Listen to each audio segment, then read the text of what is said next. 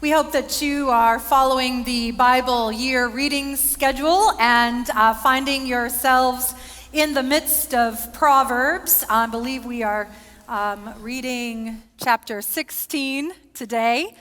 You might have had this experience, certainly I have, that when we read Proverbs, sometimes it can feel just like a jumble of sentiment, common sense, peculiar pronouncements, and sometimes repetitive advice. One church member reflected this week that sometimes Proverbs has all the appeal of reading an index. And I thought that was great. How in the world, we might be asking ourselves, do these sayings lead us into the deeper waters of life's big questions? I mean, that's what Proverbs is supposed to do, as we heard last week, because it is part of wisdom literature. How do these sayings shape our responses in life? And how and what can they teach us today? Well, Proverbs does give us a whole curriculum, if you will, in wisdom, a course of study. Its goal is to shape our character and our actions in the midst of practical, everyday living. So it's supposed to be applicable. In chapters 10 through 29, we see all kinds of key themes interwoven in these collections of sayings. There's the wise use of speech, the control of anger and our physical appetites. There's the theme of the futility of idolizing wealth. And there's the importance of choosing wise companions and showing respectful care for the poor. That's all in there. So for me, in finding a way to get into all of that material, and I always try to be a good student, I thought the best way for me to get the most out of Proverbs and to really learn from it was to read the sayings in light of one theme at a time. So maybe it was because I was just coming back from annual conference when I picked up this book of Proverbs, but what grabbed my attention the most this past week was the topic of wise and foolish speech. Annual conference can do that, can raise that up to a higher level of importance. And I thought, gosh, I could use a word here from the Bible. So I dived in with that in mind. So what is Proverbs going to tell me about wise speech? I found what Proverbs had to say very compelling. Once you go into Proverbs and you're focusing on speech, you begin to see references to it everywhere, all over the place, and in many different forms. You'll begin to notice references to the mouth, lips, and tongue. This occurs over 90 times in the book of Proverbs, 23 times in chapters 10 through 15. In addition, references to words and various types of speech occur 21 times in these chapters. So speech for Proverbs is a very powerful force in human relationships. Speech is the catalyst, if you will, of much good and much harm. And the lessons about speech that Proverbs teaches us aren't to be glossed over. They are critically important, I think especially for us today. But before we launch into those lessons on speech, we need to meet our two potential teachers, woman wisdom and woman folly, in chapters 1 through 9. We met woman wisdom briefly last Sunday. She is the personification of God's wisdom. Proverbs encourages us to recognize her supreme value, to love and seek her, and to hold on to her for dear life all of our lifetime. When people get woman wisdom and they learn from her over the course of a lifetime, they can't go wrong, because this wisdom, according to Proverbs, is nothing less than the knowledge of God and the ways of God personified. Proverbs wants us to take woman wisdom as our teacher. But there is another teacher that vies for us as students, and she is a dangerous one: woman folly. She, in Proverbs, is the personification of foolishness and wickedness. Proverbs refers to her in several different ways as the mysterious woman, the foreign woman, the evil woman. Woman folly leads people down the wrong paths, away from God and away from God's wisdom. She leads people into utter catastrophe. And so, Proverbs is adamant. Proverbs wants us to completely avoid woman folly. The female personification of woman wisdom and woman folly, the personification of them comes from different cultural contexts than ours. But the images of woman wisdom and woman folly as rivals for our attention, our affection, and our allegiance, these are more than just caricatures, and we're meant to take it more than just literally. They are rather presented in a kind of creative, symbolic way as two starkly different choices about how to live our lives. So we can move beyond the picture of woman as seducer and instead focus on the choice that all of us must make between wisdom and folly, between wrong living and right living. Both woman wisdom and woman folly in the book of Proverbs, both of them cry out for our attention in public places. They provide and preside over households, and they issue invitations to dinner using the same language. The idea is to ask us as students to come to them, to allure us to their side and to their teaching. But as similar as that all is in the book of Proverbs, the consequences of responding to their invitations are vastly different. So in terms of speech, woman folly's words drip honey. They're as slick as oil. And they seemingly promise good things. But Proverbs tells us that in reality, her speech is deceptive and corrupt. Her speech is a trap and a twisted path. Woman folly's speech is as bitter as gall, and it's as sharp as a two-edged sword. Woman folly's speech leads us away from God. It leads us away from God's covenant. And it brings us right into ruin and death. In contrast, though, woman wisdom's speech is true, honorable, protective, delightful, and life-giving. Let's listen to what wisdom says. She says, "Listen, for I speak things that are correct. From my lips comes what is right. My mouth utters the truth. My lips despise wickedness. All the words of my mouth are righteous. Nothing in them is twisted or crooked. All of them are straightforward to those who understand and upright to the knowledgeable. Happy are those who keep to my ways. Those who find me find life. They gain favor from the Lord."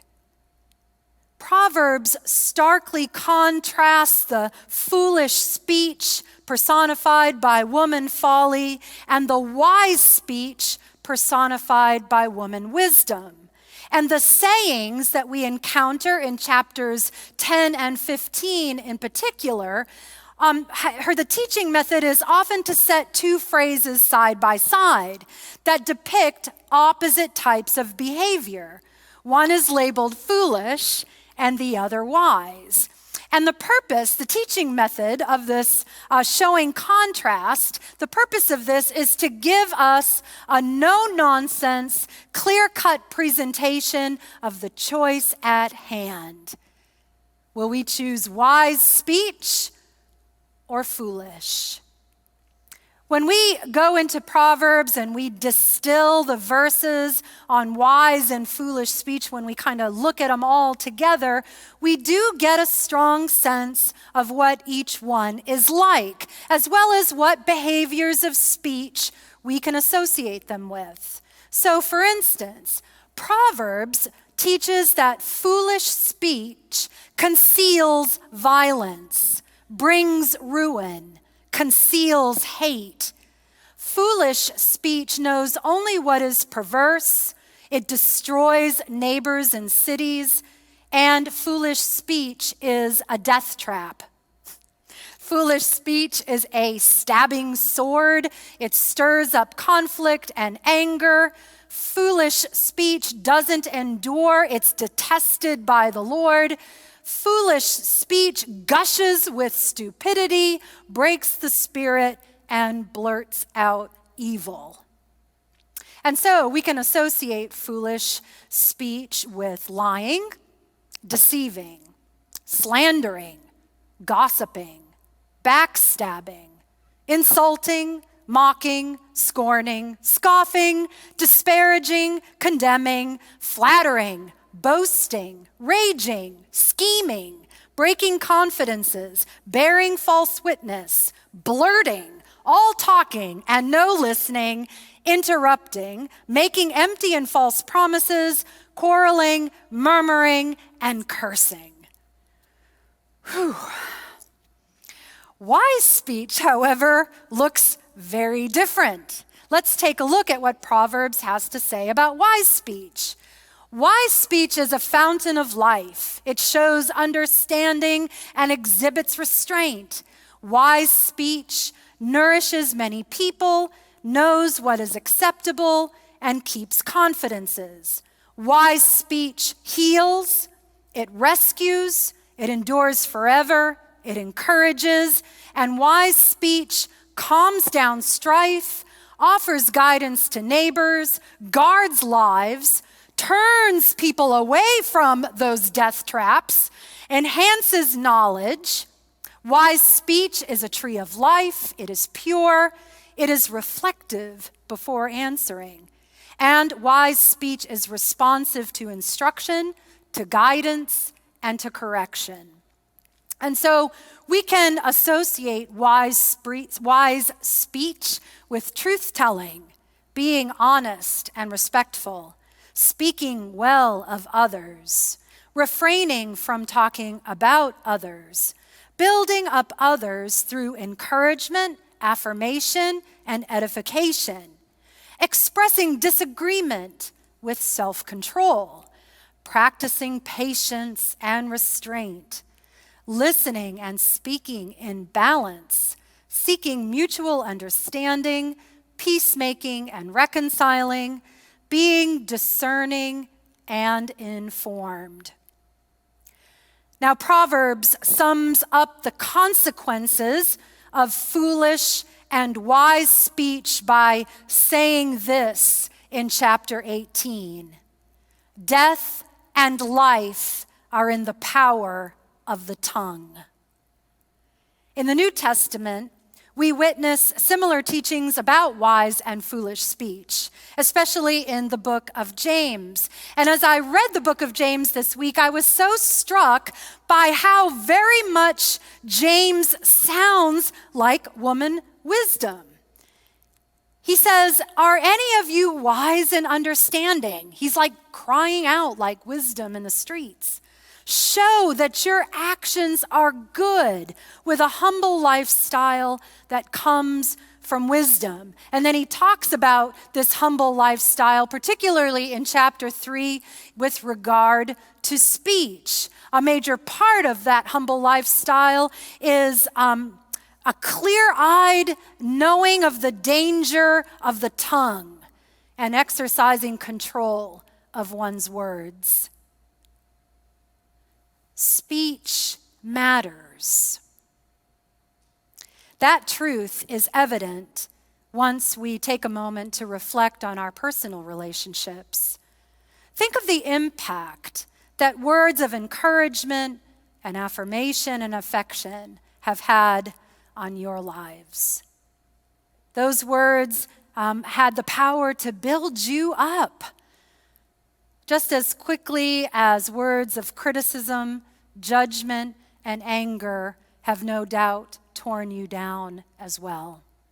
Think of the power of saying, I love you, thank you, I appreciate you, I see you and your gifts every day to your loved ones in various ways. Think of how quickly a kind word can bring a smile to someone's face and how quickly harsh words can bring tears. Now, we all know the saying, sticks and stones may break my bones, but words will never hurt me. But we also know that that's wrong. We can be merciless in the ways we tear one another down, and it hurts. We can betray one another through deception and lies, and it hurts. We can add fuel to the fire of discord and stir that pot of strife, and it hurts. We know this because we experience this, and yes, we also perpetuate this. Other scriptures clearly show that using words in this way that we're talking about is also foolish. We hear Jesus on the Sermon on the Mount instructing us not to be angry with or abusive to one another. He directs us not to judge one another. And he taught us to love our enemies. And then we hear from Paul in Ephesians chapter 4, verse 29, don't let any foul words come out of your mouth. Only say what is helpful when it is needed for building up the community, so that it benefits those who hear what you say. Our speech matters, and not only in a personal sense, but our speech matters in the wider sphere of our relationships and our commitments. In the deep divisions within the United Methodist Church, as well as within our nation, we can easily despair over whether there is any possible way that we can have those necessary and hard conversations that may lead to understanding. How do we open up new possibilities for relating positively to one another? How do we respectfully address our disagreements? How do we navigate skillfully our differences? Proverbs shows us that in order to have life-giving, genuine conversations, we must first practice wise speech. It's only then that we will be capable of dispelling fear, addressing anger, and healing hurt. It's only then, practicing wise speech, that we can understand, discern, and make decisions together that affect not only our lives, but the lives of generations to come. It's true. Our speech reflects our souls. Our speech reveals whether our deeper attitudes and commitments are truly centered in love of God and neighbor, And our speech is an area of our lives where we can easily and regularly examine ourselves for the fruit of the Spirit. Does our speech in thought, in person, and online convey love and joy and peace, patience, kindness, goodness, faithfulness, gentleness, and self-control? Proverbs is clear and insistent that each and every one of us, every single day of our lives, has a choice. Will wisdom or folly be our teacher? Which one will we partner with? Proverbs is equally clear and blunt about what's at stake. Ultimately, folly and foolish speech lead to destruction and death, while wisdom and wise speech lead to healing and life for ourselves, our families, our workplaces, our communities, and our world. Writer and teacher Ocean Vaughn says, "We often tell our students, the future is in your hands, but I think the future is actually in your mouth." A life-giving future for our lives, for our church, and for our nation depends on our mouths, our choosing wisdom and practicing wise speech, because our speech shapes our future. We are made in the image of God, and our words have the power to create. Our speech gives shape to a future that will be either death-dealing or life-giving. And so we must reassign the highest value to our speech and act accordingly. As Proverbs says in chapter 20, "Much gold and many pearls exist, but wise speech is the most precious jewel."